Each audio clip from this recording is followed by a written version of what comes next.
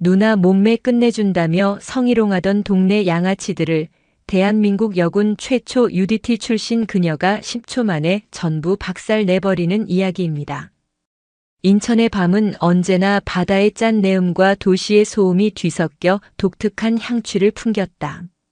특히 구도심인 주안동의 밤은 더욱 깊고 짙었다. 낡은 건물들이 빽빽하게 들어선 골목길은 가로등 불빛마저 삼켜버리듯 어두웠고 그곳은 낮의 활기와는 전혀 다른 세상을 품고 있었다. 준서야, 그냥 우리가 돈을 모아서 주는 게 낫지 않을까? 박소희의 목소리가 어두운 골목 안에서 가늘게 떨렸다. 그녀의 곁에는 동갑내기 남자친구인 이준서가 입술을 굳게 다문 채 서 있었다. 둘은 며칠째 같은 문제로 골머리를 앓고 있었다. 학교를 자퇴하고 동네를 어슬렁거리는 황철민과 그 무리. 그들은 아무런 이유 없이 준서를 괴롭히기 시작했다. 처음에는 사소한 시비였지만 날이 갈수록 대담해져 이제는 노골적으로 돈을 요구하고 있었다. 준서는 평범한 고등학생이었다. 공부를 특출나게 잘하는 것도 운동을 월등히 잘하는 것도 아니었지만 누구보다 성실하고 마음이 따뜻한 청년이었다. 그런 그에게 황철민 무리의 존재는 일상에 스며든 검은 잉크방울과도 같았다. 안 돼, 소희야. 한번 주기 시작하면 끝도 없어. 내가 해결해야 해.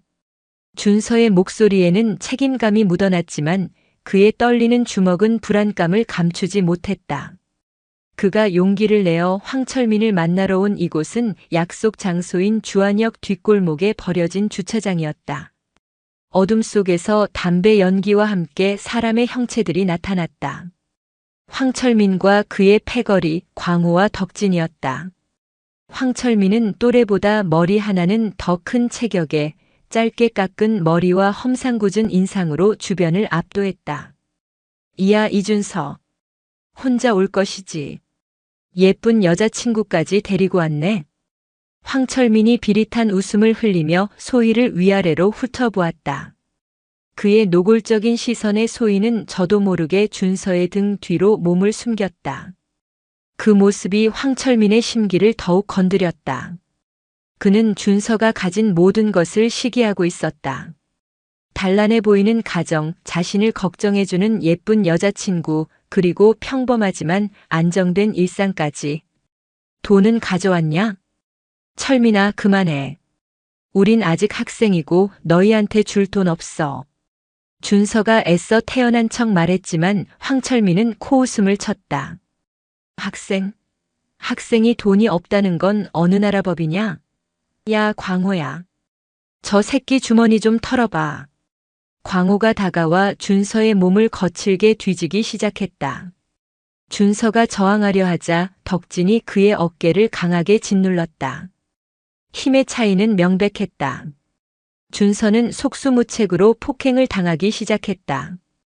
황철민의 주먹이 준서의 얼굴에 날아들었고 비명과 함께 준서는 바닥에 쓰러졌다. 준서야.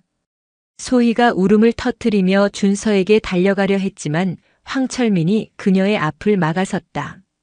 어딜 가, 예쁘나. 오빠랑 좀 놀아야지. 겁에 질린 소희의 눈에 눈물이 가득 고였다. 이대로는 정말 큰일이 날 것 같았다. 머릿속이 하얘지는 순간 그녀의 뇌리를 스치는 단 한 사람의 얼굴이 있었다. 준서의 누나 이세연. 소희는 떨리는 손으로 휴대폰을 꺼내 단축번호 1번을 길게 눌렀다. 신호음이 몇 번 울리지 않아 차분하고 낮은 목소리가 들려왔다. 소희니? 무슨 일이야? 언니. 준서가 맡고 있어요. 여기 주안역 뒷골목. 소희의 절박한 외침 너머로 수화기 저편의 세상은 순간 정지한 듯 고요해졌다. 그리고 잠시 후 이전과는 비교할 수 없는 차가운 침착함이 깃든 목소리가 흘러나왔다. 알았다. 10분. 거기서 버텨. 전화는 짧게 끊겼다. 같은 시각 부평의 한적한 주택가에 위치한 작은 북카페 고요의 책방. 이세연은 방금 전까지 읽고 있던 해군 전술사 책을 조용히 덮었다. 그녀의 외모는 전설적인 군인과는 거리가 멀었다. 긴 생머리를 하나로 단정하게 묶고 얇은 금속태 안경을 쓴 그녀는 영락없는 동네 서점 주인이었다. 하지만 안경 너머 평소에는 따뜻하게만 보이던 그녀의 눈빛은 이제 날카로운 흑요석처럼 빛나고 있었다. 그녀는 카운터 아래 자신만이 아는 비밀 공간에서 낡은 가죽 장갑 한 켤레를 꺼냈다. 손가락 마디마디가 달아있고 손등 부분에는 단단한 보호대가 덧대어진 특수부대용 택티컬 글러브였다. 대한민국 여군 최초로 해군 특수전전단 UDTSEAL의 지옥주를 수료하고 최연소 대위로 특수임무대 팀장을 역임했던 근현 하데스라 불렸던 과거의 편린이었다. 어릴 적 불의의 사고로 부모님을 잃고 세상에 단 하나 남은 피부치인 동생 준서를 지키기 위해 그녀는 가장 강한 인간이 되기로 결심했다. 동생의 평범하고 행복한 살.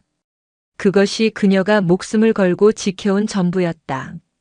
장갑을 낀 손으로 익숙하게 오토바이 키를 집어든 세연의 입에서 나지막한 혼잣말이 새어나왔다. 내 동생은 건드리지 말았어야지. 카페 문에 걸린 잠시 외출 중 팻말이 차가운 밤바람에 흔들렸다. 주안역 뒷골목의 공기는 더욱 차갑고 무겁게 가라앉아 있었다. 황철민 무리의 조롱 섞인 웃음소리와 겁에 질린 소희의 흐느낌, 그리고 바닥에 쓰러진 준서의 거친 숨소리만이 어둠을 채우고 있었다. 이 새끼 맷집 한번 줬네. 아직 정신이 붙어 있어? 황철민이 쓰러진 준서의 머리채를 잡아 올리며 비아냥거렸다. 준서는 피가 터진 입술을 깨물며 그를 노려보았지만 몸은 이미 말을 듣지 않았다. 그만해. 소희가 애원했지만 그들의 폭력은 멈출 기미가 보이지 않았다. 오히려 그녀의 절망적인 모습이 그들을 더욱 즐겁게 만들 뿐이었다. 바로 그때였다. 골목 입구에서 또각또각 일정한 간격의 구두 소리가 들려왔다. 소리는 크지 않았지만 소음으로 가득 찬 골목의 모든 소리를 집어삼킬 듯 선명하고 차갑게 울려 퍼졌다. 황철민 무리의 시선이 일제히 소리가 나는 쪽으로 향했다. 어둠 속에서 나타난 것은 평범한 여성이었다. 청바지에 검은 가죽 재킷, 그리고 얼굴의 반을 가리는 안경. 동생의 전화를 받고 급하게 달려온 사람의 모습이라고는 믿기지 않을 만큼 침착하고 단정했다. 이세연이었다. 누나. 준서가 희미한 목소리로 그녀를 불렀다. 황철민은 세연을 위아래로 훑어보더니 실소를 터뜨렸다. 뭐야, 저 계집애는? 이준서 내 누나냐? 이야, 누나는 제법 예쁘장하게 생겼네. 광호와 덕진도 낄낄거리며 저속한 농담을 던졌다. 몸매도 좋은데? 특히 가슴이 아주 그냥 크네. 야, 누님. 동생 말고 우리랑 노는 건 어때? 오빠들이 잘해줄게. 그들의 입에서 역겨운 성희롱 발언이 쏟아져 나왔다.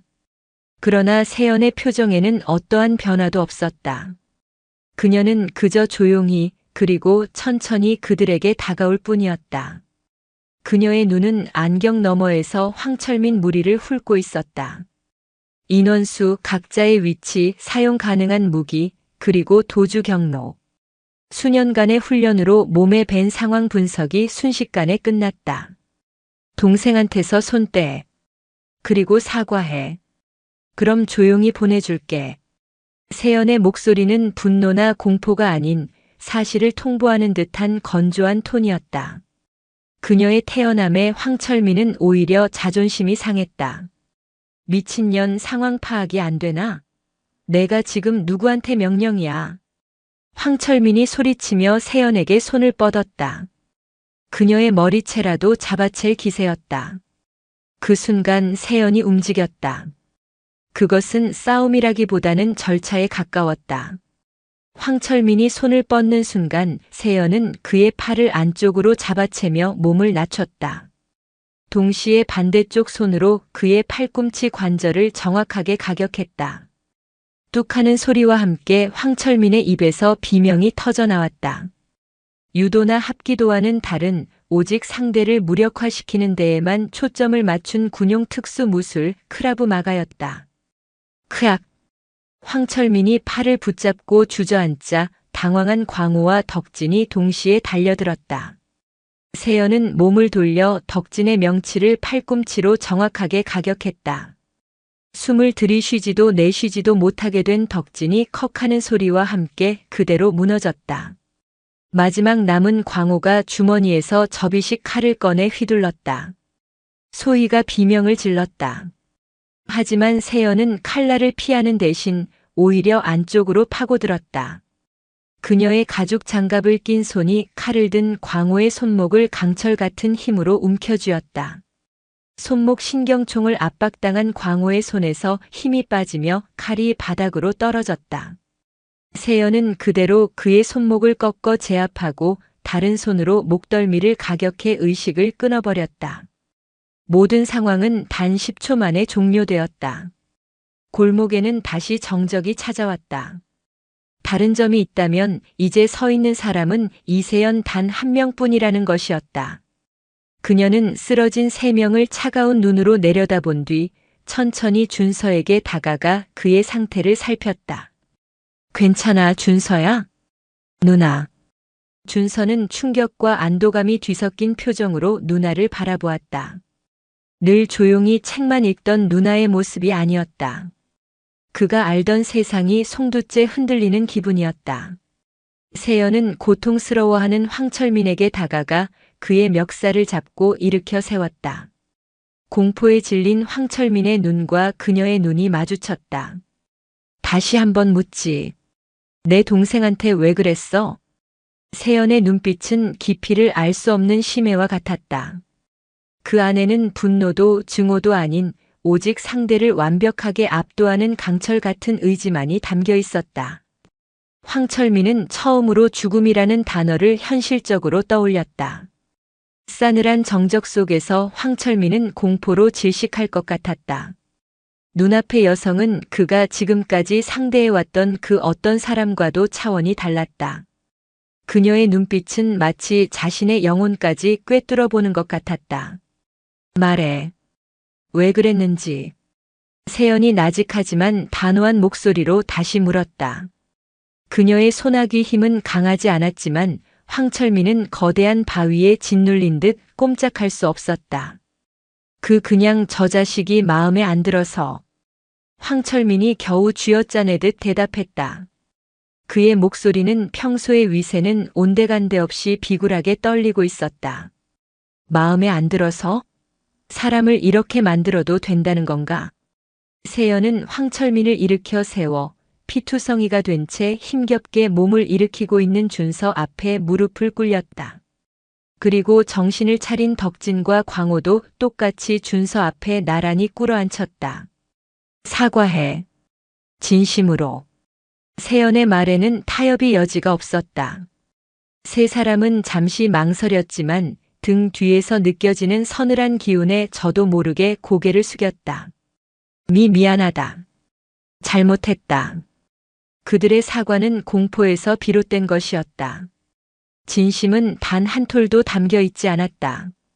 그것을 모를 리 없는 세연이었지만 그녀는 더 이상 그들을 추궁하지 않았다. 대신 그녀는 전혀 예상치 못한 질문을 던졌다. 너의 꿈이 뭐야? 네. 황철민이 당황한 표정으로 되물었다. 너무나 뜬금없는 질문이었다. 앞으로 뭐가 되고 싶은지, 어떻게 살고 싶은지 생각해 본 적 있냐고 물었다. 세연의 질문에 세 사람은 아무 대답도 하지 못했다. 그들에게 꿈이나 미래 같은 단어는 사치였다. 하루하루 닥치는 대로 되는 대로 살아가는 것이 그들의 삶이었다. 그들의 침묵은 긍정보다 더 많은 것을 말해주고 있었다. 세연은 한숨을 내쉬며 그들을 일으켜 세웠다. 너희가 가진 힘은 고작 이 정도야. 어두운 골목에서 약한 사람을 괴롭히는 것. 그게 너희가 할 수 있는 전부지. 부끄럽지 않나? 진짜 강한 게 뭔지 알고 싶나? 그녀의 제안은 위협도 회유도 아니었다. 그저 사실을 확인하는 듯한 담담한 어조였다. 황철민과 그 무리는 혼란스러운 눈으로 그녀를 바라보았다. 이 상황을 어떻게 받아들여야 할지 도무지 알 수 없었다. 세연은 주머니에서 작은 메모지와 펜을 꺼내 무언가를 적어 황철민의 주머니에 꽂아주었다. 내일 새벽 6시. 인천대공원 정문. 늦지 마라. 그녀는 더 이상 아무 말 없이 동생 준서를 부축하고 놀란 소희를 다독이며 골목을 빠져나갔다. 뒤도 돌아보지 않았다. 골목에는 상처 입은 육신과 자존심 그리고 알 수 없는 감정에 휩싸인 3명의 청년만이 덩그러니 남았다. 황철민은 비틀거리며 주머니 속의 메모지를 꺼냈다. 거기에는 이세연이라는 이름과 전화번호 그리고 고요의 책방이라는 상호가 적혀 있었다. 시발 뭐야 저 여자는? 덕진이 신음하며 중얼거렸다. 아무도 그 질문에 대답하지 못했다. 그날 밤 황철민은 잠을 이룰 수 없었다. 팔의 통증보다 더 아픈 것은 마음속에서 피어나는 정체 모를 감정이었다. 굴욕감, 공포, 그리고 아주 희미한 호기심. 그 여자가 말한 진짜 강함이란 대체 무엇일까? 자신들을 경찰에 넘기는 대신 왜 이런 알 수 없는 제안을 한 것일까? 다음 날 새벽 동이 트기 전에 푸르스름한 어둠 속에서 황철민은 잠 못 이룬 퀭한 눈으로 집을 나섰다. 가야 할까 말아야 할까? 수없이 고민했지만 그의 발걸음은 어느새 인천대공원으로 향하고 있었다. 공원 정문에는 광호와 덕진도 망설이는 표정으로 서 있었다. 그들 역시 밤새 같은 고민을 한 것이 분명했다. 약속 시간 정각, 어둠 속에서 익숙한 인형이 나타났다. 어젯밤의 가죽 재킷이 아닌 편안한 운동복 차림의 이세연이었다. 안경도 쓰지 않은 그녀의 얼굴은 생각보다 평범하고 선해 보였다. 전부 왔군. 늦지 않아서 다행이다. 세연은 그들을 보며 희미하게 미소 지었다. 그것은 그녀가 그들에게 처음으로 보여준 따뜻한 표정이었다. 자, 그럼 시작해볼까? 진짜 강해지는 첫걸음이다. 그녀는 그렇게 말하며 공원 안으로 그들을 이끌었다. 항구도시 인천의 새벽, 3명의 길 잃은 청춘과 전설적인 특전사 출신 누나의 기묘한 첫 훈련이 막 시작되려 하고 있었다. 인천대공원의 새벽은 언제나 깊은 고요함으로 가득 차 있었다. 아직 잠에서 깨어나지 않은 도시의 희미한 불빛만이 먼 지평선 너머로 아른거렸고 거대한 녹지는 이슬을 머금은 채 차가운 공기를 내뿜었다. 그 정적을 깨트린 것은 3명의 거친 숨소리와 1명의 규칙적인 발소리였다. 헉헉 잠깐만요. 덕진이 가장 먼저 대열에서 이탈했다. 그는 무릎에 손을 짚은 채 금방이라도 위액을 쏟아낼 것처럼 거친 숨을 몰아쉬었다. 그 뒤를 이어 광호가 비틀거리며 걸음을 멈췄고 마지막까지 오기로 버티던 황철민도 결국 속도를 이기지 못하고 욕설을 내뱉으며 주저앉았다. 그들의 몇 미터 앞에서 달리던 이세연은 흐트러짐 없는 자세로 걸음을 멈추고 뒤를 돌아봤다. 그녀의 호흡은 막 산책을 시작한 사람처럼 평온했고 이마에는 땀방울 하나 맺혀 있지 않았다. 고작 3km다. 이걸 못 뛰어서 무슨 힘을 기르겠다는 거지. 세연의 목소리에는 실망이나 비난이 아닌 순수한 의문이 담겨 있었다. 그 평온한 어조가 3사람의 자존심을 더욱 날카롭게 후벼 팠다. 황철민은 자신 있었다. 동네에서는 싸움으로도 깡으로도 누구에게 진다고 생각해 본 적이 없었다. 그런데 고작 여자 1명을 따라 달리는 것만으로 이렇게 폐가 찢어질 듯한 고통을 느끼고 있다는 사실을 인정할 수가 없었다. 시발 이게 무슨 힘을 기르는 거냐고. 그냥 사람 엿먹이는 거잖아. 황철민이 바닥에 침을 뱉으며 악을 썼다. 그의 반항적인 태도에도 세연은 눈썹 하나 까딱하지 않았다. 엿먹이는 거? 아니. 이건 너희 몸이 얼마나 망가져 있는지 확인하는 절차다. 세연은 그들에게 다가와 말했다. 너희가 쓰는 힘은 순간적인 분노에서 나오는 객기일 뿐이야. 기초 체력도 지구력도 없는 몸에서 나오는 힘은 모래 위에 쌓은 성과 같지. 금방 무너져 내린다. 그녀는 황철민 앞에 쪼그려 앉아 그의 눈을 똑바로 쳐다봤다. 내 몸은 지금 비명을 지르고 있어. 담배와 술 불규칙한 생활로 혹사당해서 이 정도 기본적인 움직임조차 감당하지 못하는 거라고. 내가 약하다고 생각했던 내 동생 준서도 이것보단 잘 뛴다. 준서보다 못하다는 말이 황철민의 영린을 건드렸다. 그는 벌떡 일어나 세연에게 달려들 기세로 주먹을 쥐었다. 하지만 그의 주먹이 뻗어나오기도 전에 세연의 손이 번개처럼 그의 손목을 감아챘다. 그리고는 부드럽지만 거스를 수 없는 힘으로 그의 몸을 돌려 세우고 팔을 등 뒤로 꺾었다. 크악! 어젯밤 골목에서 느꼈던 뼈와 신경을 그대로 분리해버릴 듯한 고통이 재현됐다. 황철민은 저항 한 번 제대로 하지 못하고 바닥에 무릎을 꿇었다. 이게 너와 나의 차이다. 세연이 그의 귓가에 차갑게 속삭였다. 나는 내 몸의 모든 근육과 신경을 내 의지대로 통제할 수 있지. 하지만 넌 고작 내 분노조차 통제하지 못해. 누가 더 강한 것 같나? 그녀는 황철민을 놓아주었다. 황철민은 꺾였던 팔을 부여잡고 숨을 헐떡이며 그녀를 노려봤다. 그의 눈에는 분노와 함께 이제껏 느껴본 적 없는 종류의 패배감이 어리고 있었다. 단순한 싸움의 패배가 아니었다. 존재 자체의 격차를 실감한 데서 오는 근원적인 무력감이었다. 일어나. 이제부터 시작이다. 그날 새벽 세 사람은 말 그대로 지옥을 맛봤다. 세연은 그들을 공원 안에 운동기구가 있는 곳으로 데려갔다. 그리고는 군대식 유격 체조를 연상시키는 혹독한 신체 단련을 시작했다. 팔굽혀펴기, 윗몸 일으키기, 버피 테스트, 턱걸이. 모든 동작은 그녀가 직접 시범을 보이는 완벽한 정자세로만 횟수를 인정받았다. 자세가 조금이라도 흐트러지면 그녀의 날카로운 지적이 날아왔다. 광호, 허리 내려라. 그건 푸시업이 아니라 웨이브하는 거다. 덕진, 턱걸이는 턱이 봉 위로 올라와야 하나로 인정한다. 지금 한 건 매달리기 연습이고. 황철민 버피할 때 가슴이 땅에 닿아야지. 그렇게 대충 할 거면 지금 당장 집으로 꺼져. 그들의 근육은 비명을 질렀고 온몸은 땀으로 범벅이 되었다. 포기하고 싶다는 생각이 수십 번도 더 들었지만 그럴 수 없었다. 자신들을 압도적인 실력으로 내려다보며 단 한치의 지친 기색도 없이 함께 운동을 하고 있는 세연의 존재 때문이었다. 그녀는 그들에게 넘을 수 없는 벽 그 자체였다. 그녀 앞에서 포기하는 것은 자신의 나약함을 스스로 인정하는 꼴이었다. 해탈한 표정으로 땅바닥에 큰 대자로 뻗어버린 세 사람을 보며 세연은 물통을 하나씩 던져주었다. 오늘 훈련은 여기까지.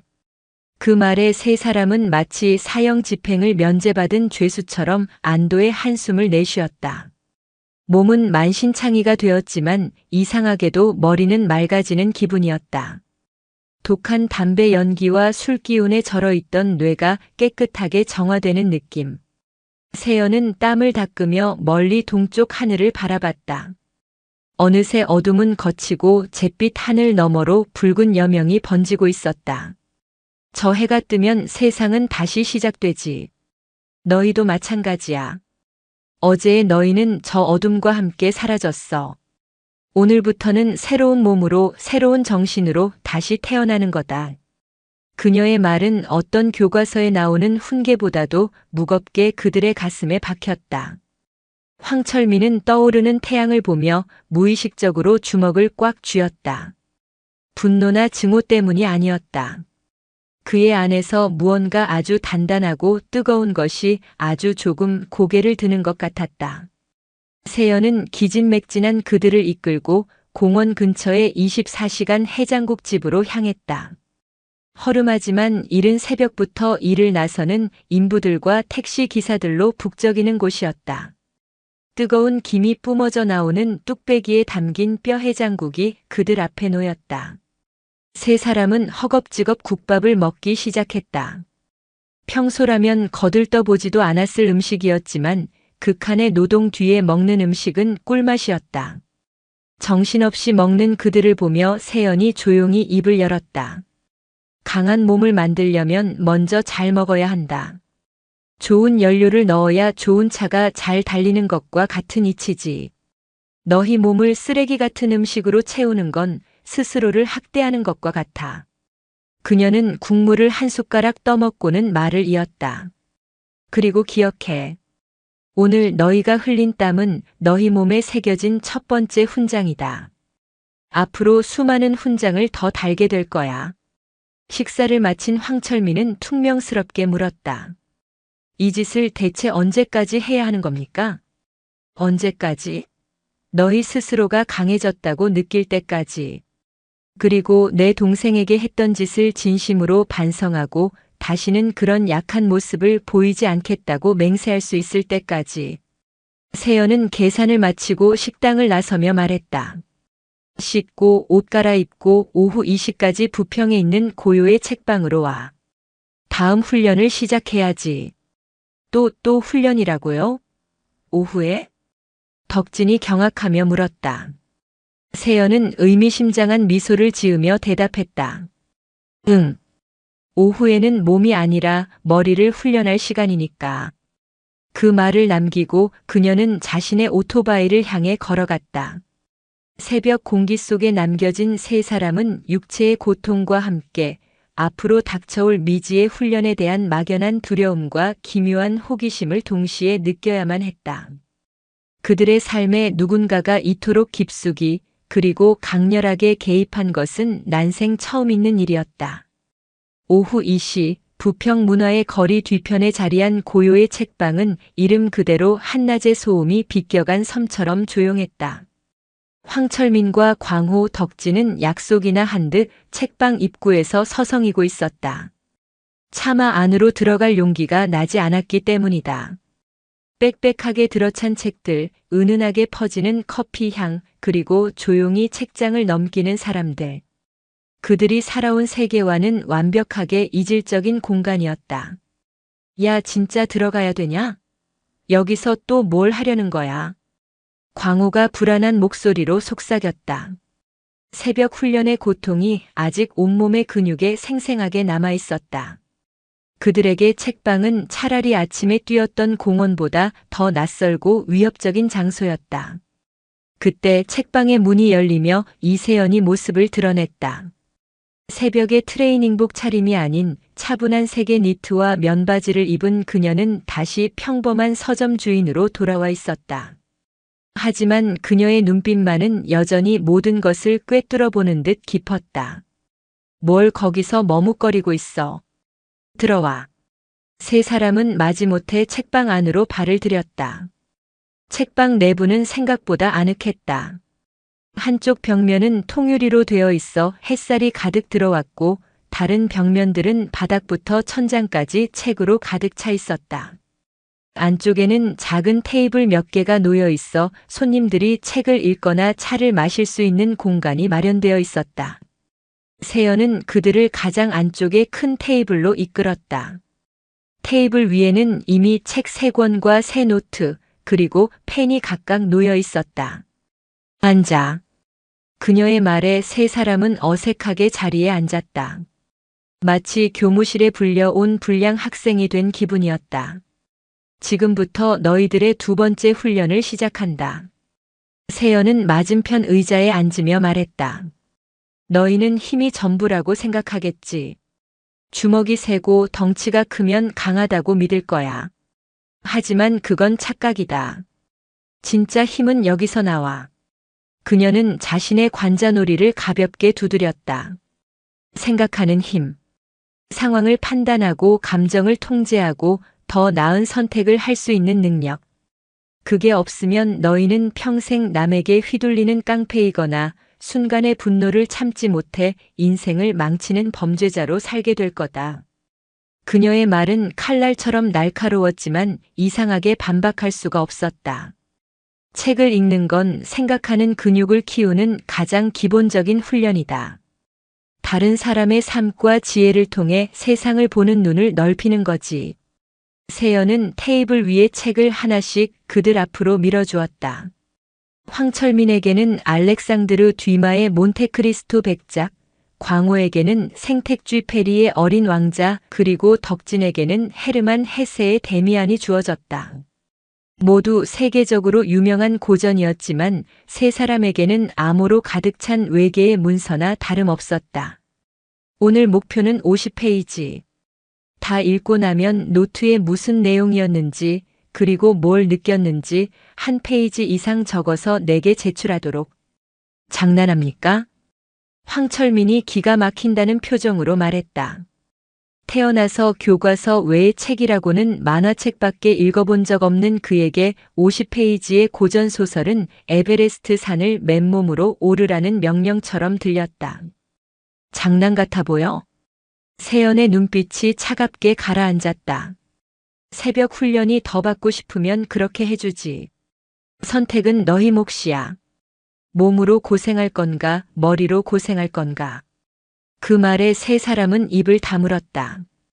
차라리 몸으로 구르는 게 낫다고 생각했지만 새벽의 끔찍한 기억이 그들의 반항심을 억눌렀다.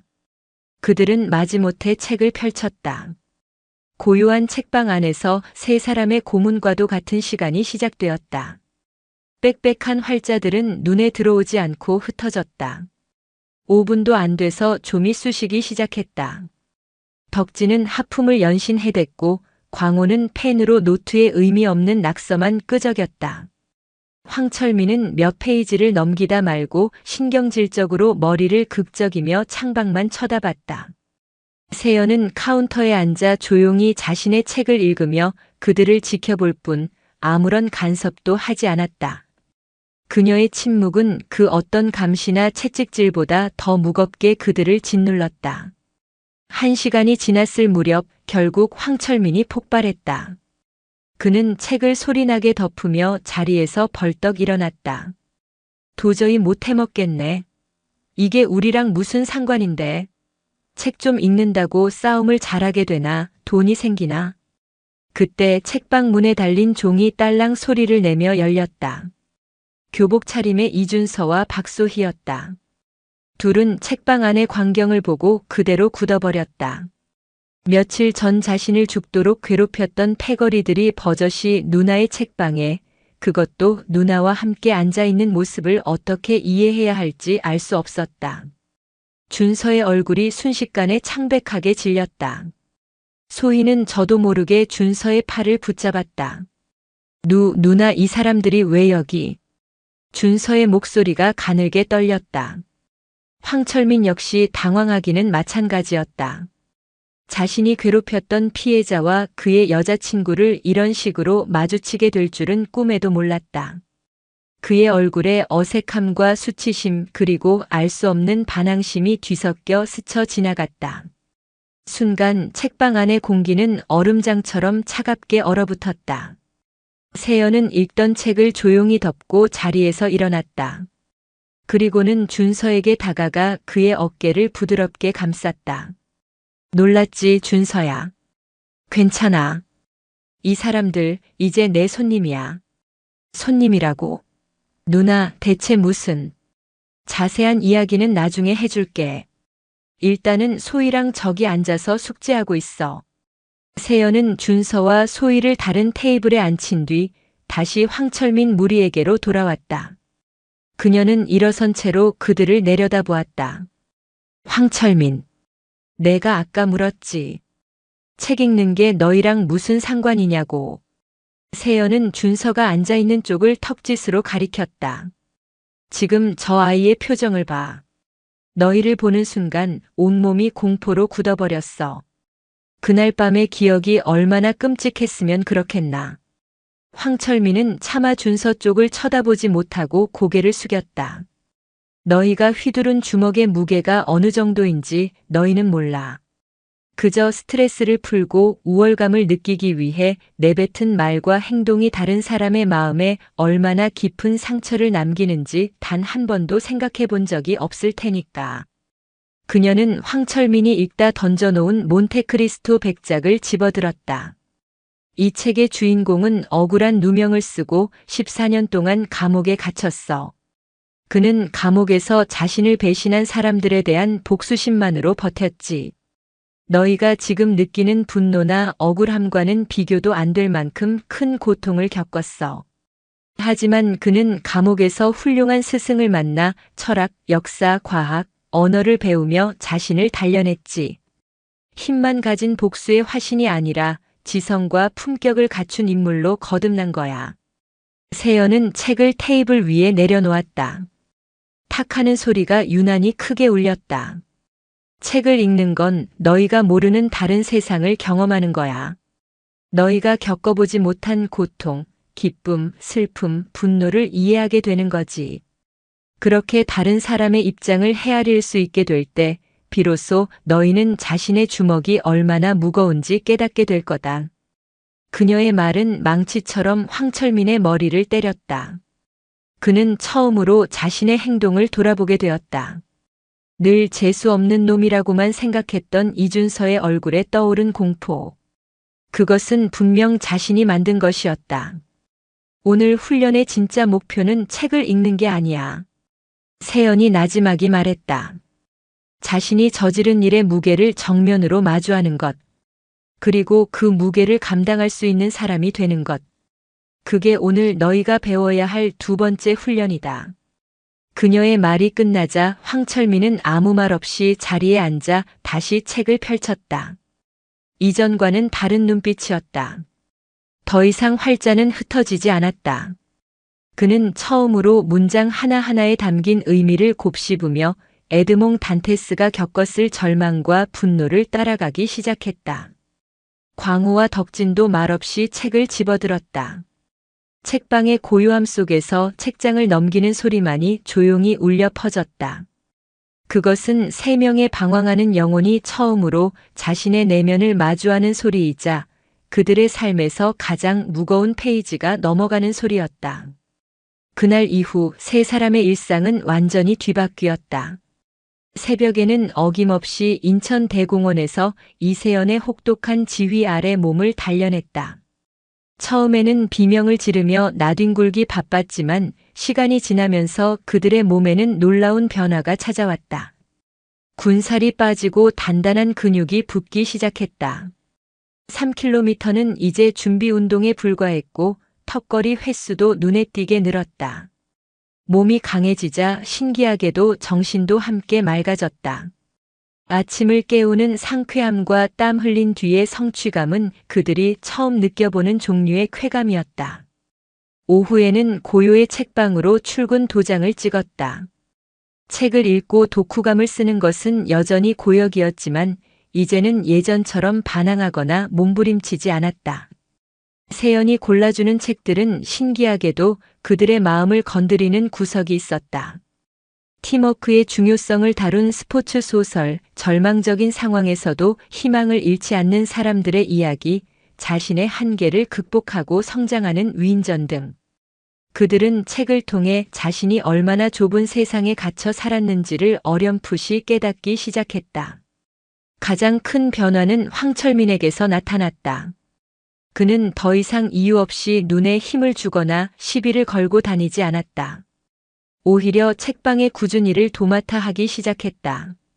무거운 책 상자를 나르고 높은 곳에 책을 정리하고 책방 마당을 쓰는 것이 그의 새로운 일과가 되었다. 세연은 아무것도 시키지 않았지만 그는 스스로 할 일을 찾아 움직였다. 그것은 그녀에 대한 복종이라기보다는 자신의 삶에 대한 최소한의 책임을 지려는 첫걸음처럼 보였다. 광호와 덕진도 마찬가지였다. 그들은 황철민의 그림자처럼 붙어다니며 그를 따랐다. 예전에는 비굴한 충성이었다면 이제는 전우애와 비슷한 유대감이 그들 사이에 싹트고 있었다. 함께 땀 흘리고 함께 머리를 싸매고 고민하는 과정 속에서 그들은 비로소 팀이 되어가고 있었다. 그러던 어느 날 저녁 책방 정리를 마치고 집으로 돌아가던 길이었다. 그들이 매일 지나다니는 주안역의 번화가에서 익숙하지만 마주치고 싶지 않은 무리와 맞닥뜨렸다. 황철민이 이 동네에서 깽판을 치고 다닐 때 어울렸던 더 넓은 구역을 장악하고 있는 폭력 조직의 말단 행동대원들이었다. 그 중심에는 독사라고 불리는 박용철이 있었다. 어이, 황철민. 오랜만이다. 요즘 코빼기도 안 보이더니 어디 학원이라도 다니냐? 독사가 특유의 능글맞은 미소를 지으며 그들의 앞을 가로막았다. 그의 뒤에 있던 조직원들도 낄낄거리며 세 사람을 포위하듯 에워쌌다. 황철민은 순간 온몸이 굳는 것을 느꼈다. 과거의 자신이 겹쳐 보였다. 아무 생각 없이 힘을 과시하고 약한 자들을 괴롭히며 살았던 시간들. 하지만 이제 그는 그 시절의 자신이 아니었다. 용철이 형. 오랜만입니다. 별일 없습니다. 황철민은 최대한 공손하게 하지만 비굴하지 않게 대답했다. 독사는 그의 달라진 태도가 재미있다는 듯 고개를 삐딱하게 기울였다. 별일이 없어. 소문 다 들었다. 웬 계집 하나한테 된통 깨지고 요즘 그년 밑에 들어가서 개처럼 구른다며? 새벽마다 공원에서 재롱도 부린다던데 사실이냐? 모욕적인 말에 황철민의 얼굴 근육이 꿈틀거렸다. 주먹이 저절로 쥐어졌지만 그는 세연이 늘 강조하던 말을 떠올렸다. 감정을 통제해라. 분노는 약한 놈들이 마지막에 꺼내는 카드다. 잘못하셨습니다. 저희는 그냥 운동하는 겁니다. 운동? 야, 황철민. 너답지 않게 왜 이래? 내가 언제부터 그렇게 착한 학생 코스프레를 했다고. 옛날 생각 안 나? 우리랑 같이 돈도 뜯고 애들도 좀 패고 하던 시절이 더 재미있지 않았냐? 독사가 황철민의 어깨에 팔을 두르며 유혹하듯 속삭였다. 마침 잘 됐다. 우리 지금 돈 받으러 가야 할 곳이 있는데 사람이 좀 필요했거든. 오랜만에 같이 가서 몸 좀 풀자. 형이 두둑하게 챙겨줄게. 그것은 거부할 수 없는 제안이자 일종의 시험이었다. 여기서 거절한다면 조직의 등을 돌리는 것으로 간주될 것이 뻔했다. 그 뒤에 어떤 보복이 따를지는 불보듯 뻔했다. 광호와 덕진의 얼굴이 하얗게 질렸다. 황철민은 잠시 침묵했다. 그의 머릿속에서 수많은 생각이 교차했다. 예전처럼 그들을 따라가서 다시 어둠 속으로 돌아갈 것인가? 아니면 그는 고개를 들어 독사의 눈을 똑바로 쳐다봤다. 그의 눈에는 더 이상 과거의 비굴함이나 방황이 없었다. 짧은 시간이었지만 세연과의 훈련을 통해 얻은 단단한 심지가 박혀 있었다. 죄송합니다, 형님. 이제 그런 일은 안 합니다. 황철민의 단호한 대답에 독사의 얼굴에서 미소가 사라졌다. 뭐라고? 저희는 이제 그렇게 살지 않기로 했습니다. 다른 일이 있으시다면 이만 가보겠습니다. 황철민은 광호와 덕진에게 눈짓하며 그 자리를 빠져나가려고 했다. 그 순간 독사의 손이 강하게 그의 어깨를 붙잡았다. 이 새끼가 돌았나? 감히 내 제안을 거절해? 야, 황철민. 내가 믿는 구석이 그 책방년이냐? 예쁘장하게 생겼던데 몸도 그렇게 좋던가. 그년이 침대에서 뭘 어떻게 해주길래 내가 이렇게 개과천선을 하셨어? 독사의 입에서 이세연을 향한 저속한 말이 흘러나온 순간 황철민의 눈빛이 변했다. 자신의 욕을 하는 것은 참을 수 있었다. 하지만 자신들을 바꿔주기 위해 애쓰는 세연을 모욕하는 것은 용납할 수 없었다. 자신도 모르게 억눌렀던 분노가 머리끝까지 치밀어 올랐다. 갑옷의 첫 균열이 가는 순간이었다. 그 말 취소해라. 황철민의 목소리가 얼음처럼 차갑게 울려 퍼졌다. 뭐? 이 새끼가 진짜 눈에 뵈는 게 없구나. 그래, 오늘 너희들 아주 뼈를 분질러 놔야 정신을 차리겠구나. 독사가 주먹을 치켜드는 순간 그들의 싸움은 시작될 수밖에 없었다. 하지만 상대는 수적으로 우세했고 모두 황철민 패거리보다 경험 많은 이들이었다. 결과는 처참했다. 얼마 후 고요의 책방 마감 시간. 이세연은 돌아오지 않는 세 사람이 마음에 걸려 책방 문을 잠그려던 참이었다. 그때 책방 문이 거칠게 열리며 만신창이가 된 덕진이 굴러들어왔다.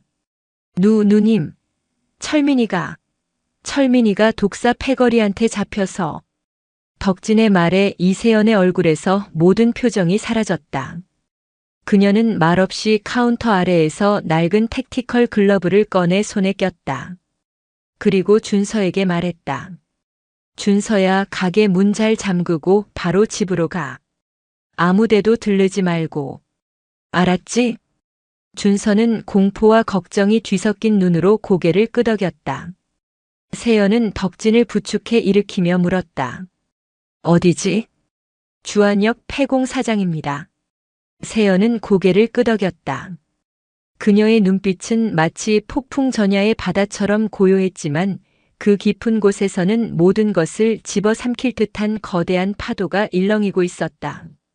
자신의 갑옷을 깨고 나온 새끼 사자들을 지키기 위해 어미 사자가 움직일 시간이었다. 그녀의 발걸음은 조용했지만 그 한 걸음 한 걸음은 도시의 아스팔트를 뒤흔드는 듯 무겁고 단호했다. 밤에 장막이 내린 주한역 일대는 낮의 번잡함을 개워내고 음울한 그림자를 길게 들이우고 있었다. 그 중에서도 재개발이 멈춘 채 수년째 방치된 폐공사장은 도시의 흉터처럼 을씨년스러운 침묵을 지키고 있었다. 녹슨 철근이 뼈대처럼 앙상하게 튀어나와 있고 깨진 콘크리트 더미 사이에서는 역한 먼지와 축축한 곰팡이 냄새가 뒤섞여 올라왔다. 이곳은 법과 질서가 잠시 눈을 감는 도시의 사각지대였다. 공사장 가장 깊숙한 곳, 지하 주차장이 될 예정이었던 넓은 공간에는 희미한 비상등 불빛만이 깜빡이고 있었다. 그 아래 황철민은 차가운 시멘트 바닥에 무력하게 쓰러져 있었다. 온몸은 끔찍한 통증으로 비명을 질렀고 터진 입술에서는 비릿한 피맛이 계속 번졌다. 그의 곁에는 겁에 질린 채 웅크리고 있는 광호가 있었고 그들 주위로 독사 박용철과 그의 패거리 대여섯 명이 포진해 있었다. 크하, 이 새끼 맷집 한번 끝내주네. 그년한테 대체 뭘 배운 거냐? 맞는 법이라도 배운 거냐? 독사가 담배 연기를 황철민의 얼굴에 뿜으며 조롱했다. 그의 구둣발이 인정사정 없이 황철민의 옆구리를 걷어찼다. 컥하는 신음과 함께 황철민의 몸이 새우처럼 말렸다. 하지만 그의 눈은 여전히 죽지 않고 독사를 향해 형형하게 타오르고 있었다. 곧 올 거다. 황철민이 피 섞인 침을 뱉으며 말했다. 그분이 오면 너희는 다 끝장이야. 그분? 그년이 무슨 하늘에서 내려온 구원자라도 되냐? 걱정 마라. 그년이 오면 내 놈이 보는 앞에서 아주 재미있는 구경을 시켜줄 테니. 내가 그렇게 따르는 누님이 어떤 소리를 내면서 우는지 똑똑히 듣게 될 거다. 독사의 저열한 말에 조직원들이 음탕한 웃음을 터뜨렸다. 그 순간 황철민은 남은 힘을 다해 용수철처럼 튀어올라 독사의 다리를 물어뜯을 듯 달려들었다. 이 개새끼가! 조직원들의 무자비한 발길질이 다시 시작되었다. 황철민의 의식이 점차 아득해져갈 무렵 그는 들었다. 공사장 입구 쪽에서 들려온 아주 짧고 비명조차 되지 못한 단말마의 소리를. 그리고 그 뒤를 이은 섬뜩한 정적을. 독사 패거리도 무언가 이상한 낌새를 눈치챘다. 야, 망보던 새끼들 어디 갔어? 전화해봐. 독사의 명령에 한 조직원이 휴대폰을 꺼내 들었지만 신호는 가지 않았다. 불안한 침묵이 공간을 감쌌다. 그때 어둠 속에서 또각 규칙적인 발소리가 울려 퍼지기 시작했다. 어젯밤 골목에서 들었던 하지만 지금은 수십 배는 더 차갑고 위협적으로 느껴지는 그 소리였다. 모두의 시선이 지하로 내려오는 경사로의 짙은 어둠 속으로 향했다. 어둠이 서서히 걷히며 나타난 인형. 검은 가죽 재킷과 손가락 마디마디가 달아있는 택티컬 글러브. 이세연이었다. 그녀의 곁에는 겁에 질렸지만 필사적으로 길을 안내한 덕진이 서 있었다. 왔네. 용케도 찾아왔어. 독사가 긴장한 기색을 감추며 억지 미소를 지었다.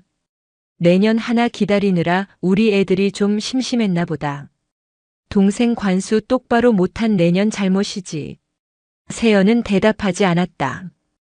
그녀의 시선은 독사를 지나 바닥에 쓰러져 있는 황철민과 광호에게로 향했다. 피투성이가 된 그들의 모습을 확인한 그녀의 눈빛이 미세하게 흔들리는가 싶더니 이내 깊이를 알 수 없는 심연처럼 차갑게 가라앉았다. 그 눈은 더 이상 동네 서점 주인의 눈이 아니었다. 수많은 작전 지역에서 적의 숨통을 끊어왔던 포식자 하데스의 눈이었다. 너희에게 줬던 기회는 여기까지다. 세연의 나지막한 선언과 함께 그녀의 몸이 움직였다. 그것은 마치 잘 짜인 군무와도 같았다. 가장 가까이 있던 조직원 둘이 쇠 파이프를 들고 동시에 달려들었다. 세연은 달려오는 속도를 역이용하여 몸을 낮추며 그들 사이를 파고들었다. 그리고는 한 명의 오금을 정확하게 걷어차 균형을 무너뜨리고 동시에 다른 한 명의 파이프를 쥔 손목을 꺾어 무기를 빼앗았다. 1초의 망설임도 없는 흐르는 듯한 동작이었다. 손목이 꺾인 조직원이 비명을 지르기도 전에 세연은 빼앗은 쇠 파이프를 역수로 고쳐잡고 그의 복부를 강타했다. 그리고는 몸을 회전시키며 반대편에서 덤벼들던 조직원의 관자놀이를 파이프 끝으로 후려쳤다. 퍽하는 둔탁한 파열음과 함께 두 명의 장정이 맥없이 쓰러졌다. 저 미친년. 남은 조직원들이 경악하며 한꺼번에 달려들었다. 좁은 공간에서의 다수 대 1의 싸움. 일반인이라면 가장 피해야 할 최악의 상황이었지만 그것은 UDT 대원들에게는 가장 익숙한 훈련 시나리오 중 하나였다. 선박의 좁은 통로, 적진의 비좁은 건물 내부. 그녀는 이런 상황을 수백 번도 더 겪었다. 세연은 파이프를 방패처럼 사용해 날아드는 주먹과 발길질을 막아내는 동시에 끊임없이 발을 움직여 자신을 고립시키려는 그들의 포위망을 뚫고 지나갔다. 그녀의 움직임에는 단 하나의 낭비도 없었다. 모든 스텝, 모든 타격은 명확한 목적을 가지고 있었다. 한 조직원이 뒤에서 그녀의 목을 조르려 하자 세연은 몸을 숙여 그의 무게중심을 앞으로 쏠리게 한 뒤 그대로 업어치기처럼 시멘트 바닥에 매다 꽂았다. 날아드는 칼을 든 다른 조직원의 팔을 파이프로 쳐내고 그대로 파고들어 팔꿈치로 턱을 가격했다. 그녀는 싸우는 것이 아니었다. 눈앞의 위협들을 체계적으로 그리고 효율적으로 제거하고 있을 뿐이었다. 그녀의 움직임은 폭력이라기보다는 예술에 가까웠다. 분노에 찬 막싸움이 아니라 철저하게 계산된 파괴의 교향곡이었다. 황철민과 광호, 덕진은 눈앞에서 벌어지는 광경을 차마 믿을 수 없다는 듯 멍하니 바라보았다. 저것이 인간의 움직임인가? 한 사람이 어떻게 저렇게 많은 수의 장정을 상대로 압도적인 우위를 점할 수 있는가? 그들이 세연에게서 배운 것은 힘의 아주 작은 조각에 불과했다. 지금 그들이 보고 있는 것은 수년간 죽음의 경계를 넘나들며 완성된 강철로 빚어낸 인간 병기의 진짜 모습이었다. 몇 분이 채 지나지 않아 독사를 제외한 모든 조직원들이 신음하며 바닥을 나뒹굴고 있었다. 누구 하나 제대로 서 있는 자가 없었다. 세연은 땀 한 방울 흘리지 않은 채 피가 묻은 쇠 파이프를 바닥에 쨍하는 소리를 내며 떨어뜨렸다. 그리고는 천천히 공포에 질려 뒷걸음질 치는 독사에게로 다가갔다. 너 뭐야 정체가. 독사의 목소리는 공포로 심하게 떨리고 있었다. 그는 허둥지둥 품 안에서 날카로운 등산용 칼을 꺼내 세연을 향해 겨눴다. 세연은 칼끝을 보며 픽 하고 코웃음을 쳤다. 그것은 조롱이나 비웃음이 아닌 어린아이의 장난을 보는 듯한 순수한 실소에 가까웠다. 고작 그런 걸로 날 막을 수 있을 거라 생각했나? 세연의 발걸음은 멈추지 않았다. 그녀와 독사 사이의 거리가 점점 좁혀졌다. 독사는 극도의 공포감에 휩싸여 칼을 마구잡이로 휘둘렀다. 오지 마. 오지 말라고, 이 괴물 같은 년아. 세연은 현란한 칼날의 궤적을 마치 느린 화면처럼 읽어내며 가볍게 피했다. 그리고는 독사의 칼을 쥔 손이 정점에 달한 순간 번개처럼 파고들어 그의 손목과 팔꿈치를 동시에 제압했다. 악! 독사의 손에서 칼이 힘없이 떨어졌다. 세연은 그의 팔을 등 뒤로 꺾어 완전히 무력화시킨 뒤 그의 귓가에 얼음처럼 차가운 목소리로 속삭였다. 괴물? 그래, 괴물이지. 너 같은 쓰레기들을 청소하기 위해 만들어진 괴물. 그녀는 독사를 질질 끌고 가 황철민의 발치에 던져버렸다. 그리고는 피투성이인 채 자신을 올려다보는 황철민의 머리를 조심스럽게 한번 쓰다듬었다. 그녀의 손길은 놀랍도록 부드러웠다. 잘 버텼다. 많이 아팠지. 그 한마디에 그 순간 황철민의 눈에서 자신도 모르게 뜨거운 눈물이 왈칵 쏟아져 나왔다. 서러움도 아픔도 아니었다. 자신을 위해 지옥의 악귀가 되어준 그녀에 대한 경외심과 그녀의 기대를 저버리지 않았다는 안도감, 그리고 말로 설명할 수 없는 벅찬 감정이 뒤섞인 눈물이었다. 강철 같던 그녀의 심장이 자신들을 향해 포효하고 있었다. 그 포효는 그 어떤 위협보다 든든하고 따뜻하게 그들을 감싸고 있었다. 폐공사장의 공기는 피와 먼지 그리고 패배한 자들의 신음으로 가득 찼다. 이세연은 바닥에 대자로 뻗어버린 독사 박용철을 차갑게 내려다보고 있었다. 그는 더 이상 이 구역을 호령하던 독사가 아니었다. 그저 공포에 질려 가쁜 숨을 몰아쉬는 한 명의 나약한 인간일 뿐이었다. 일어나. 세연의 목소리는 명령이라기보다는 통보에 가까웠다. 독사는 움직이지 못했다. 온몸의 관절이 끔찍하게 비명을 지르고 있었고 무엇보다 그녀와 다시 맞설 용기가 조금도 남아있지 않았다. 세연은 그런 그를 기다려주지 않았다. 그녀는 독사의 멱살을 잡아 일으켜 세워 반쯤 부서진 콘크리트 기둥에 거칠게 밀어붙였다. 내가 말하는 힘이 고작 이 정도였나? 동생뻘 되는 아이들을 때로 몰려와서 짓밟고 여자를 상대로 저급한 말을 내뱉는 게 내가 가진 전부였어? 내 눈에는 내가 여자로만 보였겠지. 만만하고 힘으로 누르면 그만인 존재로. 하지만 넌 틀렸어. 세연은 자신의 얼굴을 독사의 얼굴 가까이 가져갔다. 안경 너머의 눈이 아니었다. 맨눈으로 마주한 그녀의 눈동자는 칠흑 같은 어둠 속에서 빛나는 흑요석과 같았다. 그 안에는 분노도 증오도 아닌 상대를 완벽하게 해부하고 분석하는 듯한 냉철한 이성만이 번뜩이고 있었다. 나는 군인이었다. 적의 성별이나 나이, 인종 따위는 고려하지 않아.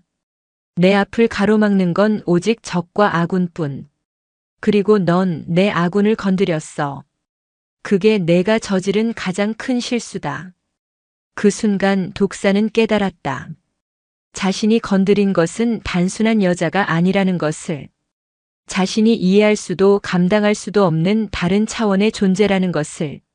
살려주시오. 독사의 입에서 비굴한 애원이 흘러나왔다. 그 모습을 지켜보던 황철민은 주먹을 꽉 쥐었다. 얼마 전까지만 해도 하늘처럼 보였던 존재의 비참한 몰골에 그는 묘한 허탈감과 함께 통쾌함을 느꼈다. 살려달라고. 세연이 피식 웃었다. 그 말, 내가 내 동생들을 짓밟을 때 그 애들이 속으로 얼마나 외쳤을까. 세연의 손에 힘이 들어가는가 싶더니 그녀는 돌연 독사를 놓아주었다. 그는 시멘트 바닥으로 무너지듯 스르르 주저앉았다. 세연은 더 이상 그에게 관심이 없다는 듯 시선을 돌려 황철민과 광호, 덕진을 바라보았다. 일어설 수 있겠나? 세 사람은 서로를 부축하며 힘겹게 몸을 일으켰다.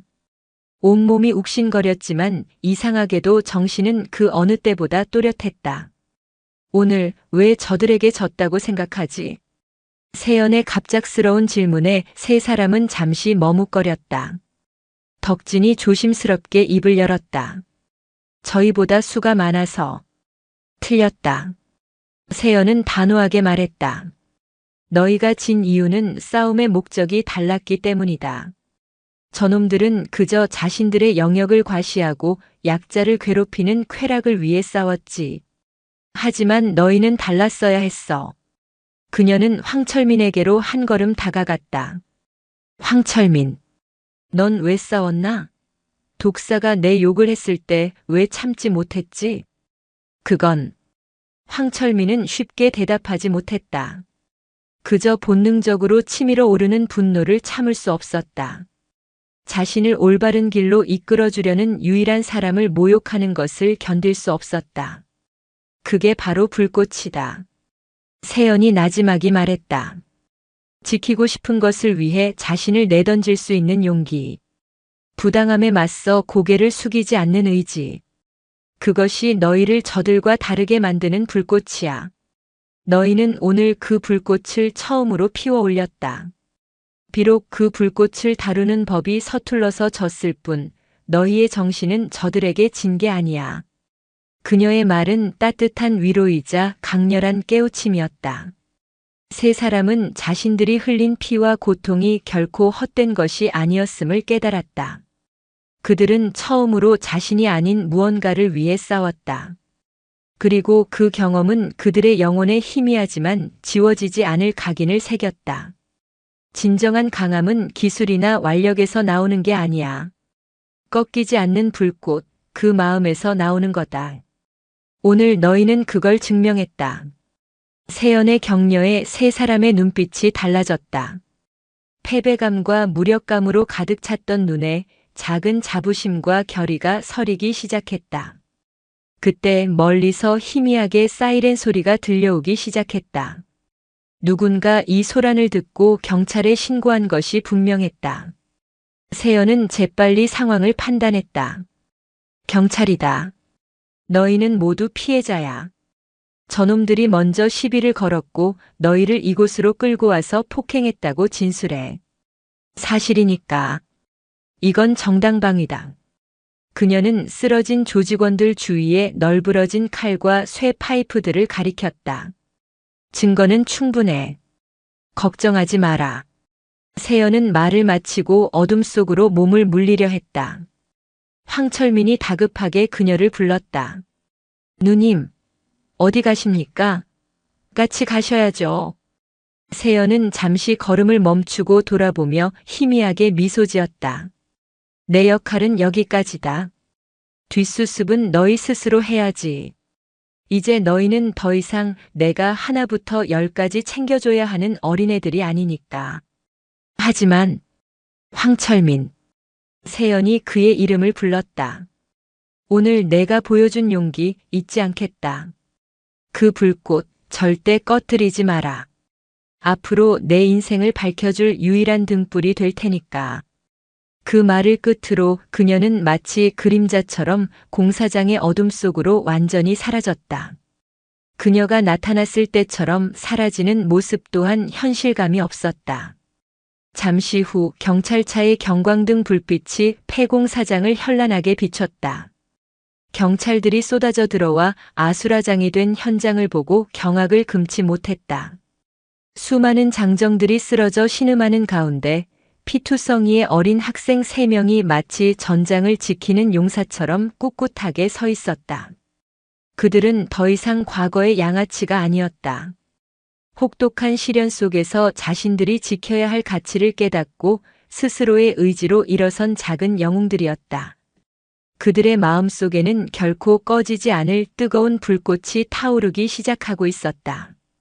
인천 남부경찰서의 취조실은 차가운 형광등 불빛과 소독약 냄새로 가득했다. 황철민과 광호, 덕진은 나란히 앉아 담당 형사의 신문을 받고 있었다.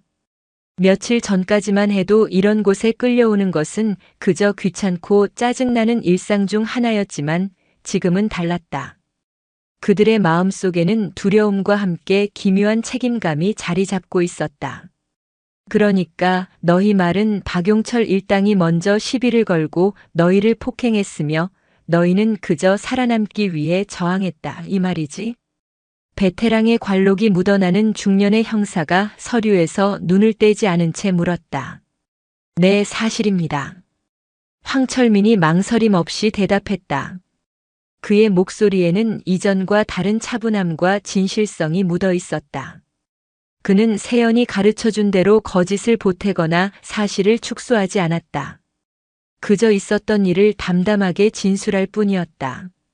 광호와 덕진도 떨리는 목소리였지만 황철민의 진술을 뒷받침했다.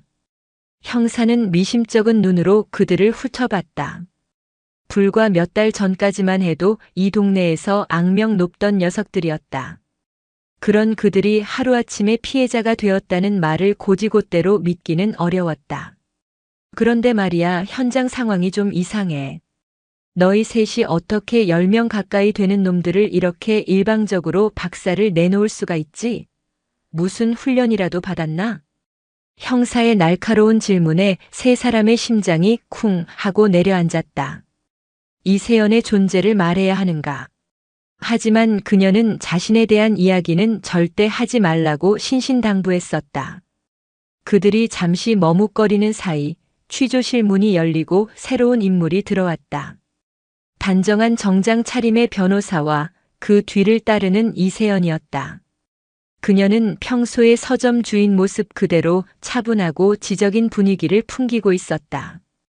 김 반장님, 제가 이 학생들의 보호자입니다. 변호인 동석 하에 조사를 진행해 주셨으면 합니다. 세연의 등장에 형사의 눈이 동그래졌다. 그리고 세 사람의 얼굴에는 안도와 놀라움이 동시에 스쳐 지나갔다. 자신들을 버려두고 간 것이 아니었다.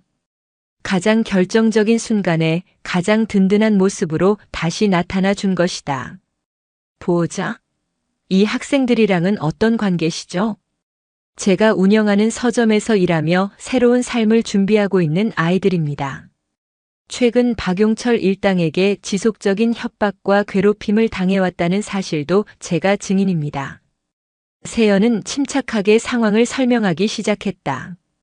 변호사는 법률적인 근거를 대며 그들의 행위가 명백한 정당방위 요건에 해당함을 주장했다. 세연은 독사 일당이 과거에 저질렀던 범죄 기록, 그리고 그들이 황철민 무리를 다시 범죄의 길로 끌어들이려 했다는 정황 증거들을 체계적으로 제시했다. 그녀가 언제 이런 것까지 준비했는지 세 사람은 그저 경탄할 수밖에 없었다. 결과는 그들에게 유리하게 돌아갔다. 독사 박용철 일당은 상습적인 폭행, 협박, 공동 감금 등의 혐의로 구속영장이 청구되었다. 반면 황철민, 광호, 덕진은 정당방위가 인정되어 훈방 조치로 풀려날 수 있었다. 경찰서를 나서는 길 새벽녘의 푸르스름한 공기가 상쾌하게 느껴졌다. 세 사람은 말없이 세연의 뒤를 따랐다. 감사합니다, 누님. 황철민이 어렵게 입을 열었다. 그의 목소리에는 진심 어린 존경과 감사가 담겨 있었다. 세연은 걸음을 멈추고 그들을 돌아봤다. 고마워해야 할 사람은 나다. 나를 믿고 스스로의 힘으로 어둠을 이겨내줘서 정말 대견하다. 그녀의 칭찬에 세 사람은 어색하면서도 뿌듯한 미소를 지었다. 며칠 후 갈비뼈에 금이가 병원에 입원한 황철민의 병실에 광호와 덕진이 찾아왔다. 그들의 손에는 과일 바구니 대신 두꺼운 문제집들이 들려 있었다. 야, 황철민. 몸은 좀 어떠냐? 죽지 않을 만큼은. 근데 그건 뭐냐? 황철민이 문제집을 가리키며 묻자 덕진이 머리를 극적이며 말했다. 아, 그게 누님이 주고 가셨어. 너 퇴원하면 다 같이 공부 시작하라고. 그들의 앞에는 고등학교 졸업 학력 검정고시 수험서와 각종 기술 자격증 안내 책자들이 놓여 있었다. 싸움과 폭력밖에 모르던 그들의 인생에 처음으로 등장한 너무나도 낯선 선택지들이었다. 바로 그때 병실 문이 열리고 이세연이 들어왔다. 그녀의 손에는 뜨거운 김이 나는 죽그릇이 들려 있었다. 몸은 좀 괜찮아? 세연은 황철민의 침대 옆간이 테이블에 죽을 내려놓으며 다정하게 물었다. 내 덕분에요. 싸움은 끝났다. 세연이 의자를 끌어와 앉으며 말했다. 하지만 너희의 진짜 전쟁은 지금부터 시작이야. 어두운 골목에서 주먹을 휘두르는 것보다 밝은 세상에서 내 힘으로 당당하게 살아가는 게 수백 배는 더 어렵고 힘든 싸움이지. 그녀는 책상 위에 수험서를 가리켰다. 너희는 이미 증명했어. 스스로를 지키고 동료를 지킬 수 있는 용기가 있다는 걸. 이제 그 용기를 다른 곳에 써야 할 때다. 너희의 미래를 지키고 너희의 삶을 일으켜 세우는데 그 힘을 써. 그녀의 말은 따뜻했지만 그 안에 담긴 무게는 결코 가볍지 않았다. 황철민은 한참 동안 검정고시 수험서의 표지를 말없이 내려다보았다. 새로운 시작이라는 문구가 유난히 눈에 들어왔다. 독사의 칼날 앞에서도 느끼지 못했던 두려움이 밀려왔다. 과연 내가 할 수 있을까? 나 같은 놈이 책상에 앉아 공부를 하고 기술을 배워서 제대로 된 인간으로 살아갈 수 있을까? 그의 불안한 눈빛을 읽은 세연이 그의 손을 부드럽게 잡아주었다. 혼자가 아니잖아. 내가 있고 여기 내 동료들도 함께 있잖니. 넘어지면 내가 일으켜 줄게. 그러니 두려워하지 마. 그 말에 황철민은 고개를 들었다.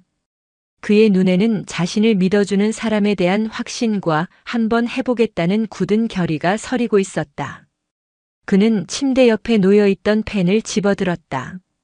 그리고는 수험서 첫 페이지에 자신의 이름 3글자를 꾹꾹 눌러 썼다. 황철민. 그것은 단순한 이름 석자가 아니었다.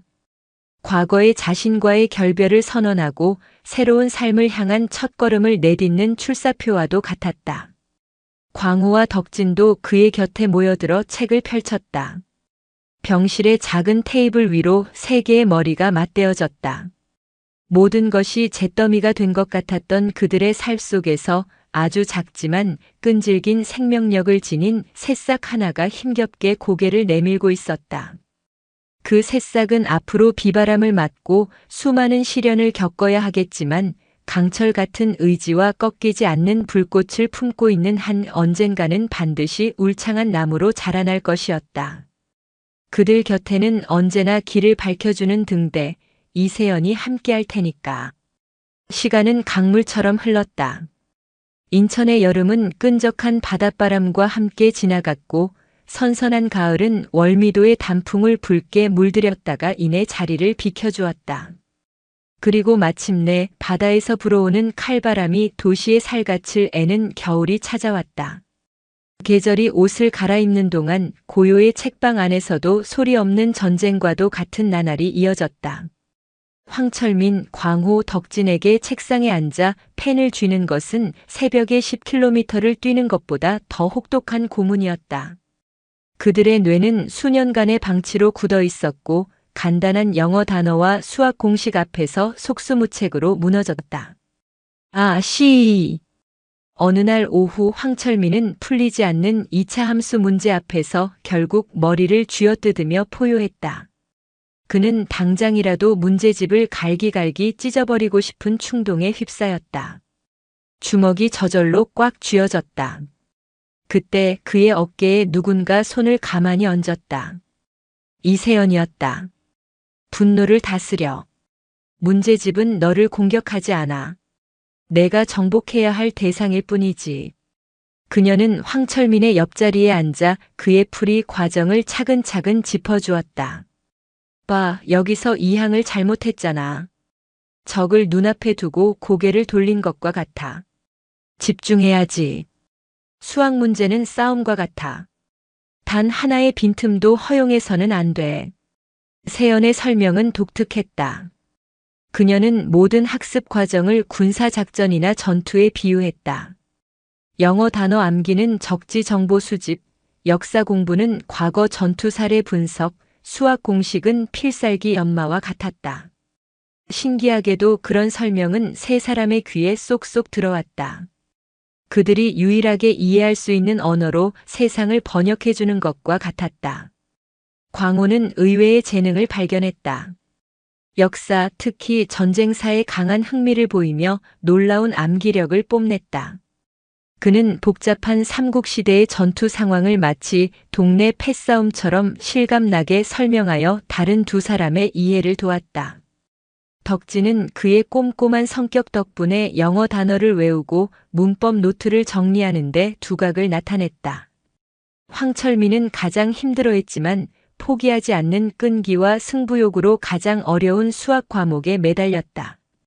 그들의 가장 큰 지원군은 뜻밖의 인물이었다. 바로 이준서였다. 처음에는 자신을 괴롭혔던 이들과 한 공간에 있는 것조차 어색해하던 준서는 그들이 진심으로 땀 흘리며 노력하는 모습을 보며 조금씩 마음의 문을 열었다. 모범생이었던 그는 훌륭한 선생님이 되어주었다. 이 부분은 이렇게 풀면 안 되고 먼저 괄호 안의 식부터 정리해야 해. 준서가 황철민의 노트를 가리키며 설명하자 황철민은 자기보다 어린 선생님 앞에서 군소리 없이 고개를 끄덕였다. 그 모습은 기적과도 같았다. 가해자와 피해자의 관계는 어느새 함께 미래를 준비하는 동료의 관계로 변모하고 있었다. 박소희는 종종 간식을 사들고 책방에 들러 그들을 응원했다.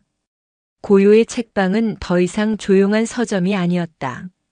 각자의 상처를 보듬고 미래를 향해 나아가는 하나의 비공식적인 대한가족의 따뜻한 보금자리가 되어가고 있었다. 그렇게 겨울이 지나고 싸늘했던 바람이 온기를 되찾을 무렵 마침내 결전의 날이 밝았다. 고등학교 졸업 학력 검정고시 시험일이었다. 시험장으로 향하는 차 안 세 사람은 극도의 긴장감으로 말 한마디 없었다. 그들의 손에는 지난 몇 달간의 노력이 고스란히 담겨 너덜너덜해진 요약 노트가 들려 있었다. 운전대를 잡은 세연은 평소와 다름없이 침착했다. 떨리나? 그녀의 질문에 세 사람은 약속이나 한 듯 고개를 끄덕였다. 좋은 신호다. 긴장감은 살아있다는 증거니까. 그 긴장감을 두려워하지 말고 에너지로 바꿔라. 너희는 지난 몇 달간 누구보다 치열하게 싸웠어. 너희 자신 외에는 아무도 너희를 막을 수 없다. 가서 너희의 실력을 증명하고 와. 그녀는 시험장 입구에 차를 세우고 내리는 세 사람의 등을 한 번씩 툭 쳐주었다. 그 가벼운 격려가 천군만마처럼 든든하게 느껴졌다. 세 사람은 서로의 얼굴을 한번 마주보고는 비장한 표정으로 고개를 끄덕인 뒤 시험장 안으로 들어갔다. 결과가 발표되던 날 고요의 책방은 임시 휴업 팻말을 내걸었다. 세연과 준서, 소혜, 그리고 세 명의 주인공은 컴퓨터 모니터 앞에 모여 숨을 죽이고 있었다. 황철민이 떨리는 손으로 마우스를 클릭해 합격자 조회 페이지에 접속했다. 자신의 수험 번호와 이름을 입력하는 그의 손가락이 천근만근처럼 무겁게 느껴졌다. 엔터키를 누르는 순간 모두의 심장이 멎는 듯 했다. 잠시의 로딩 시간이 영원처럼 길게 느껴졌다. 그리고 마침내 화면에 나타난 결과. 황철민님 합격. 김광호님 합격. 최덕진님 합격. 세 줄의 글자를 확인하는 순간 책방 안에는 잠시 정적이 흘렀다. 믿을 수 없다는 듯 모니터를 바라보던 덕진의 눈에서 가장 먼저 눈물방울이 툭 하고 떨어졌다. 그의 울음은 신호탄이 되었다.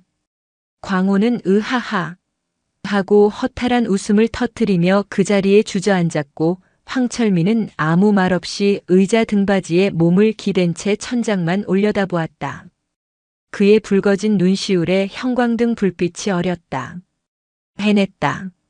자신 같은 인간도 무언가를 이뤄낼 수 있다는 사실. 주먹이 아닌 펜으로, 폭력이 아닌 노력으로 얻어낸 첫 번째 승리였다. 그 승리의 감격은 과거 그가 누렸던 그 어떤 저급한 쾌감과도 비교할 수 없는 영혼을 뒤흔드는 깊은 울림을 주었다. 세연은 그저 팔짱을 낀 채 벽에 기대서서 그 모습을 조용히 지켜보고 있었다. 그녀의 입가에는 그 어떤 때보다 따뜻하고 깊은 미소가 걸려 있었다. 그녀가 수행했던 그 어떤 특수 작전의 성공보다도 값지고 보람 있는 성공의 순간이었다. 그날 저녁 그들은 동네의 작은 삼겹살집에서 조촐한 축하 파티를 열었다. 불판 위에서 고기가 익어가는 소리와 함께 그들의 웃음소리가 가게 안을 가득 채웠다. 어색함은 완전히 사라지고 이제는 정말 한 가족 같은 분위기였다. 그래서 이제 앞으로 다들 뭐 할 건데? 준서의 질문에 광호가 신나서 대답했다. 나는 요리 배울 거야. 그동안 누님이 해주신 밥 먹으면서 생각했는데 나 요리에 재능 있는 것 같아. 최고의 요리사가 될 테다. 나는 자동차 정비. 원래 기계 만지는 거 좋아했거든. 내 손으로 차를 고치고 만들고 싶어. 덕진도 자신의 계획을 밝혔다. 모두의 시선이 마지막으로 황철민에게 향했다. 그는 잠시 젓가락을 내려놓고 깊은 생각에 잠겨 있다가 입을 열었다. 그의 한마디에 시끄럽던 가게 안의 모든 소음이 멎는 듯 했다. 저는 군대에 가려고 합니다. 모두가 놀란 표정으로 그를 쳐다봤다. 특히 세연의 눈빛이 날카롭게 빛났다. 단순히 깡패짓 하던 버릇 못 버려서 가는 거 아닙니다. 황철민은 세연의 눈을 똑바로 마주하며 말했다. 지난 몇 달간 누님을 보면서 생각했습니다. 진짜 강한 게 뭔지. 저도 누님처럼 힘없는 사람들을 지켜줄 수 있는 그런 강한 사람이 되고 싶습니다. 제가 과거에 저질렀던 잘못들을 제대로 갚으면서 살고 싶습니다. 그의 목소리에는 한치의 흔들림도 없었다. 그것은 충동적인 결정이 아닌 깊은 고뇌 끝에 내린 진심이었다. 세연은 한참 동안 그를 말없이 바라보았다. 그리고는 나직이 물었다. 군대가 어떤 곳인지 아나? 그곳은 너 같은 애송이가 영웅 놀이하러 가는 곳이 아니야. 국가와 국민을 위해 내 목숨을 기꺼이 내놓을 수 있어야 하는 곳이다. 내 모든 것을 버릴 각오가 되어 있나? 네, 되어 있습니다. 황철민의 즉답에 세연은 마침내 고개를 끄덕였다. 그녀는 그의 눈에서 진심을 보았다. 잿더미 속에서 피어난 새싹이 이제는 폭풍우를 막아주는 거대한 나무가 되기를 꿈꾸고 있었다. 몇 달 뒤 다시 새벽이 밝아오는 인천대공원. 풍경은 같았지만 그 안의 사람들은 달라져 있었다. 광호와 덕진은 각각 요리학원과 정비학원으로 향하기 전 마지막으로 새벽 운동을 함께하기 위해 나와 있었다. 그리고 공원 한편에서는 이세연과 황철민 두 사람만이 강도 높은 1:1 훈련을 하고 있었다. 해군 부사관 특별 전형, 그 중에서도 UDT 지원을 목표로 하는 황철민을 위해 세연이 직접 훈련 프로그램을 짜준 것이었다. 자세 낮춰. 중심이 무너지잖아. 세연의 불호령에 황철민은 이를 악물고 버텼다. 그의 온몸은 땀으로 흠뻑 젖어 있었지만 눈빛만은 맹수처럼 살아 있었다. 훈련을 마친 그들은 떠오르는 아침 해를 바라보며 나란히 섰다.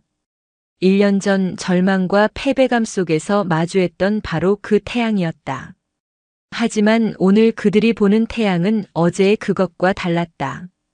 고맙습니다, 누님. 모든 것을요. 황철민이 툭 하고 진심을 던졌다. 이제 시작일 뿐이다. 세연은 앞을 바라보며 대답했다. 내 앞에 펼쳐진 저 지평선 너머에는 내가 상상하지도 못했던 더 큰 세상이 기다리고 있을 거다.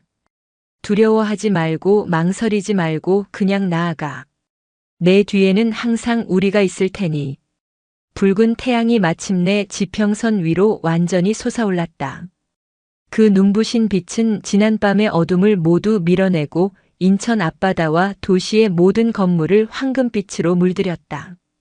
그것은 새로운 시작을 축복하는 여명의 빛이었다. 한때 길을 잃고 어둠 속을 헤매던 3명의 청년. 그들을 강철 같은 의지로 이끌어준 한 명의 여인. 그들은 함께 잿더미 속에서 희망의 새싹을 틔워냈고 이제 각자의 새로운 지평선을 향해 힘찬 첫걸음을 내딛고 있었다. 그들의 이야기는 이제 막 시작되고 있었다. 진짜 강함이란 무엇인지 온몸으로 증명해 나갈 그들의 삶은 떠오르는 저 태양처럼 눈부시게 빛날 것이었다.